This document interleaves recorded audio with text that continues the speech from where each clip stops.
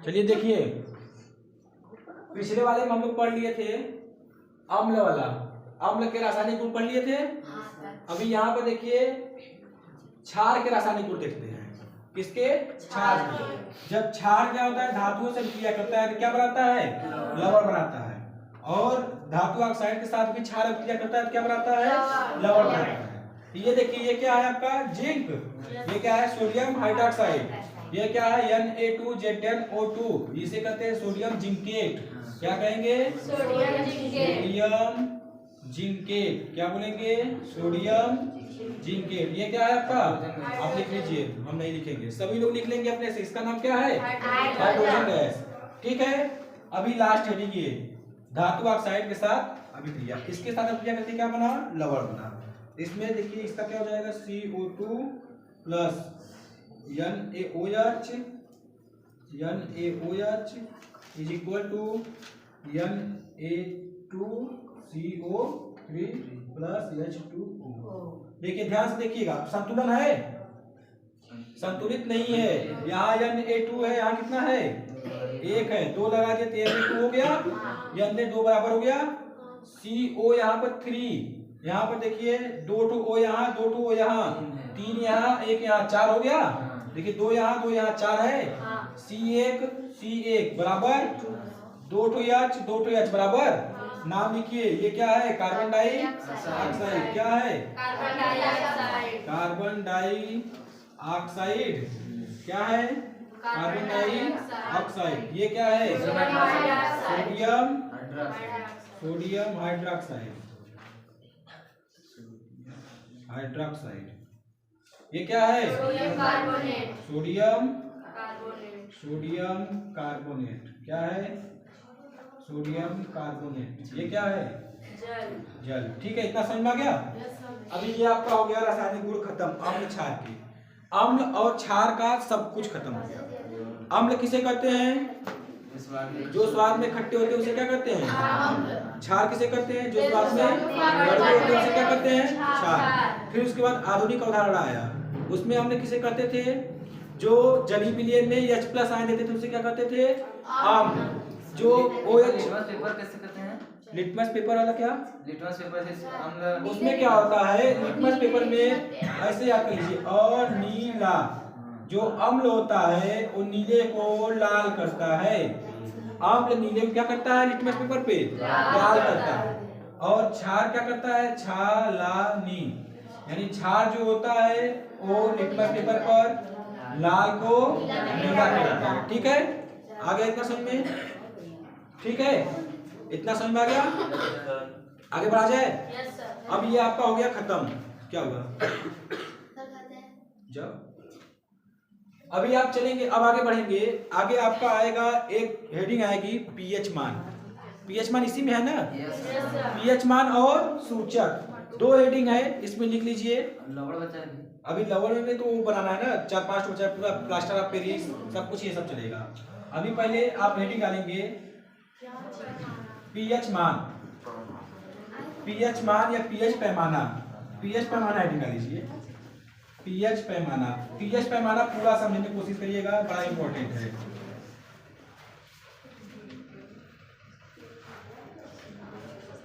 PH पैमाना, pH पैमाना।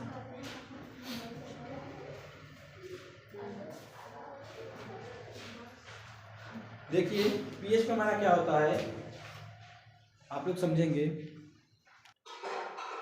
अगली हेडिंग आपका है पीएच मान। पीएच मान का खोज किसने किया था? किसी को याद है? सारेंसन नाम के वैज्ञानिक थे, उन्होंने किसका खोज किया? पीएच मान का। पीएच मान का खोज किया, इसीलिए लिखा गया सारेंसन के अनुसार। उन्हीं के अनुसार सारेंसन ने कैसे बताया था क्या होता है पीएच मान।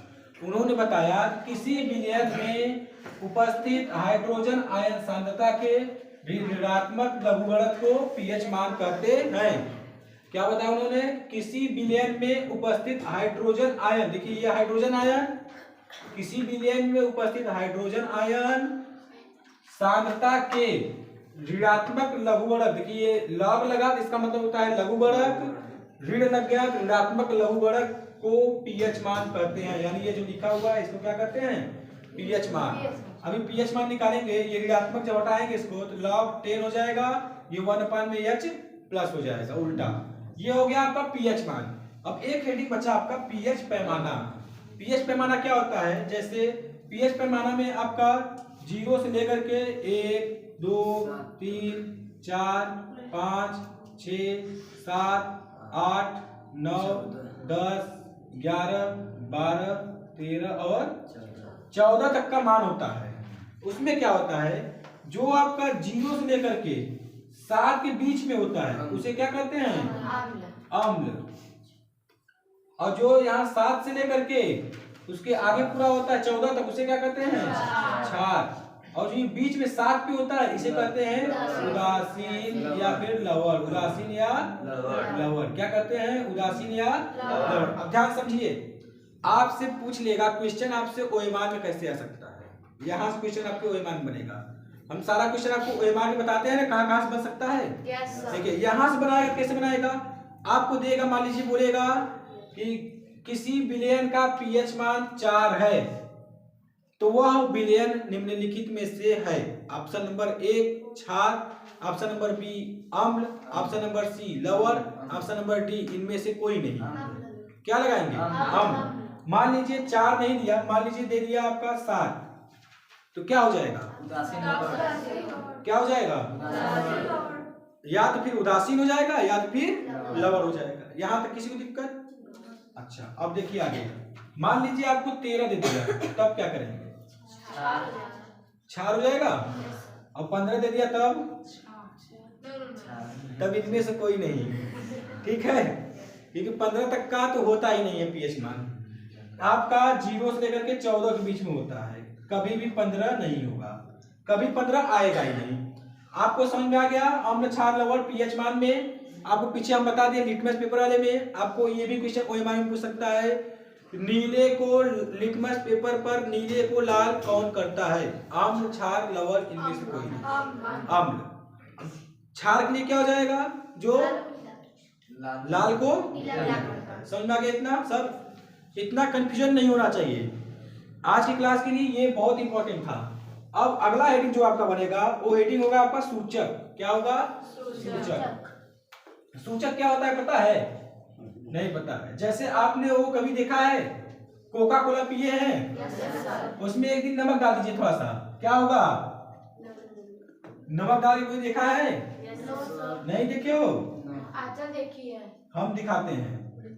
सूचक अभी एक्सपेरिमेंट करने का टाइम तो है नहीं, लेकिन समझाते हैं सूचक क्या होता है। सूचक आपका क्या करता है, जो अभिक्रिया की गति होती है ना, जैसे अभिक्रिया कोई करा रहे हैं हम, एक मान लीजिए जैसे ग्लास में हम आपको एक सीधा एग्जांपल दे रहे हैं, आप इनो लेते हैं, इनो पानी है गिलास में, इनो डालते हैं तो क्या होता है, बहुत तेजी से अभिक्रिया होती है कि नहीं, तुरंत तेजी से ऊपर आ जाता है, तो अभिक्रिया गति क्या कर दिया, बढ़ा दिया।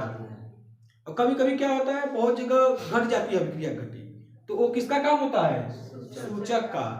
सूचक का काम क्या होता है कि किसी विलयन में सूचक का काम अभिक्रिया की गति को बढ़ाना या फिर घटाना होता है। सर जैसे गैस, क्या गैस, गैस, गैस चूल्हा का गैस थोड़ी ना ऐसे बढ़ा दिया ऐसे घटा दिया, ये नहीं, ये नहीं, ऐसा नहीं। सूचक का काम क्या होता है कि अभिक्रिया की गति को बढ़ाना या फिर घटाना। आप इसमें क्या लिख सकते हैं सूचक में, किसको याद है, बताओ सूचक क्या होता है। वे पदार्थ जो विलयन की गति को तेज या कम करते हैं उसे सूचक। हाँ, वे पदार्थ जो अभिक्रिया की गति को बढ़ा दे या फिर घटा दे, अभिक्रिया की गति को बढ़ा दे अथवा घटा दे, उसे क्या कहते हैं, उसे सूचक कहते हैं, उसे सूचक कहते हैं। सूचक कितने प्रकार के होते हैं, कौन कौन से, कौन कौन से बताओ, चारों प्रकार सूचक के प्रकार। सूचक के प्रकार कौन कौन से होते हैं, पहला प्राकृतिक सूचक, प्राकृतिक सूचक, और दूसरा संश्लेषित सूचक, संश्लेषित सूचक। तीसरा गंधयुक्त सूचक। वेरी गुड, गंधयुक्त सूचक, गंधयुक्त सूचक। लास्ट क्या है? सार्वत्रिक सूचक। सार्वत्रिक सूचक, सार्वत्रिक,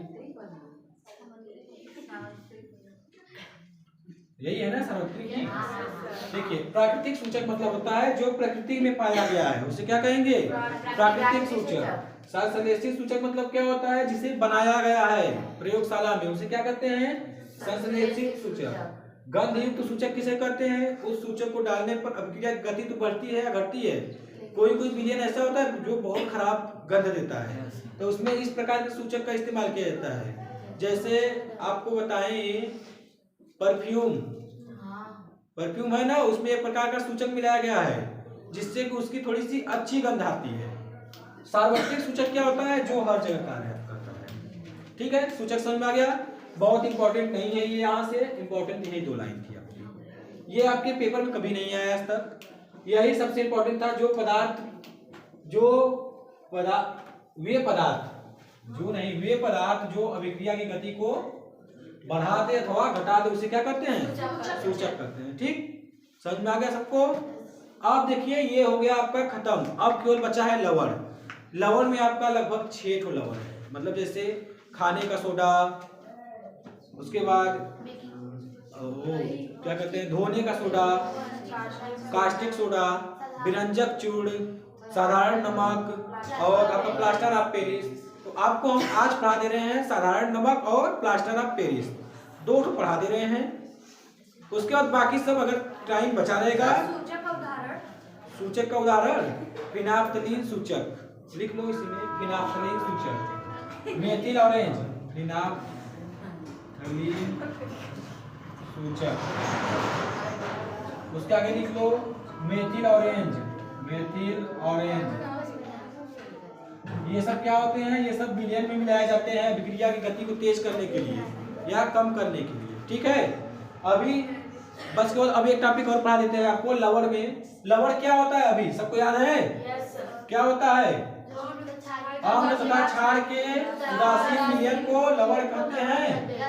अम्ल तथा क्षार के उदासीन विलयन को लवण कहते हैं। अम्ल तथा क्षार के उदासीन विलयन को, बोलिए हमारे साथ, याद हो जाएगा।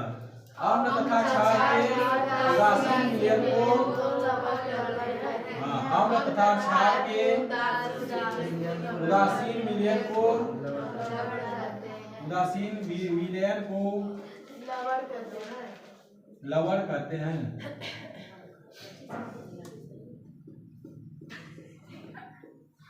आप बस इतना पढ़ लीजिए। लवण में आपको क्या क्या पढ़ना है आपको बता दे रहे हैं। जो आपको पढ़ना है पहले साधारण नमक,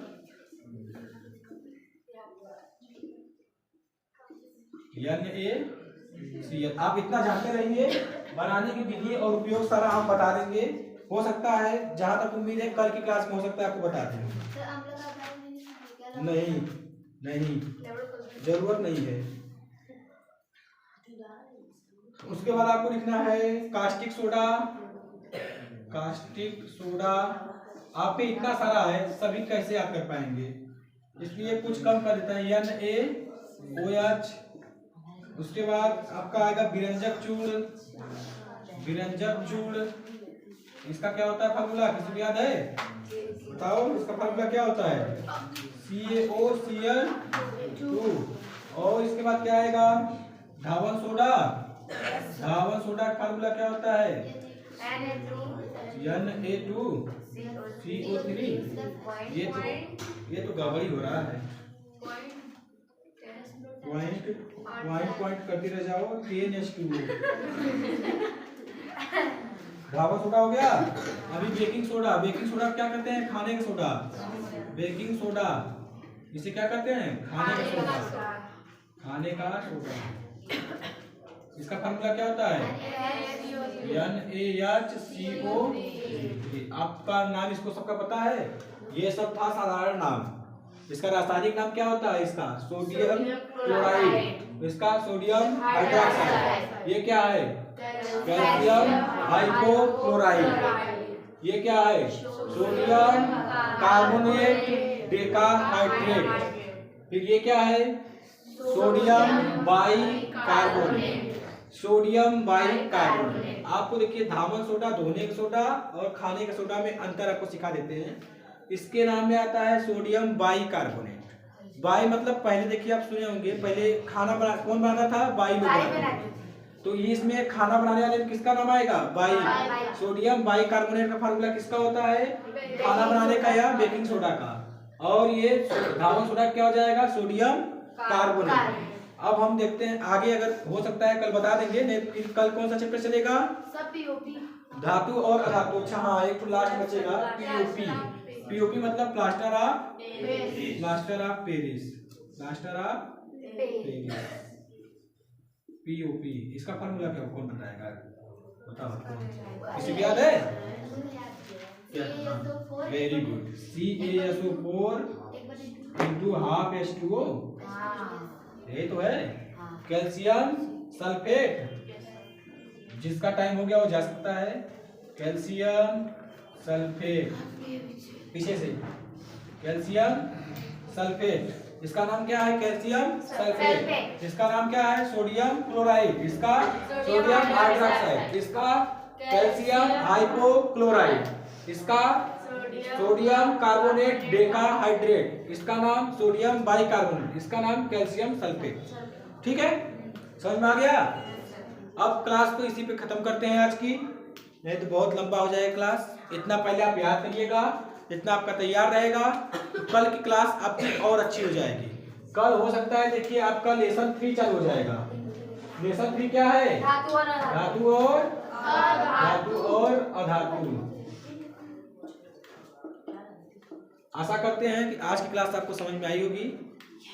जैसे जैसे क्लास आगे बढ़ती है वैसे वैसे आपको और ज़्यादा अच्छा समझ में आएगा, क्योंकि किसी भी क्लास को शुरुआत करने में थोड़ा सा बच्चों को भी डर लगता है और टीचर को भी थोड़ा हिचकिचाहट होती है। डायरेक्ट अगर ऑनलाइन आ जाए ऑफलाइन से तो थोड़ी सी हिचकिचाहट बढ़ जाती है कि कुछ गलती न हो जाए, कुछ प्रॉब्लम न हो जाए। तो आप लोग कोई भी गलती हो तो उसके लिए क्षमा करिएगा, थोड़ा सा मैनेज कर लीजिएगा। बाकी फिलहाल आगे जितने क्लासेस मिलेंगे आपको बहुत अच्छी क्लासेस मिलेंगी। धन्यवाद।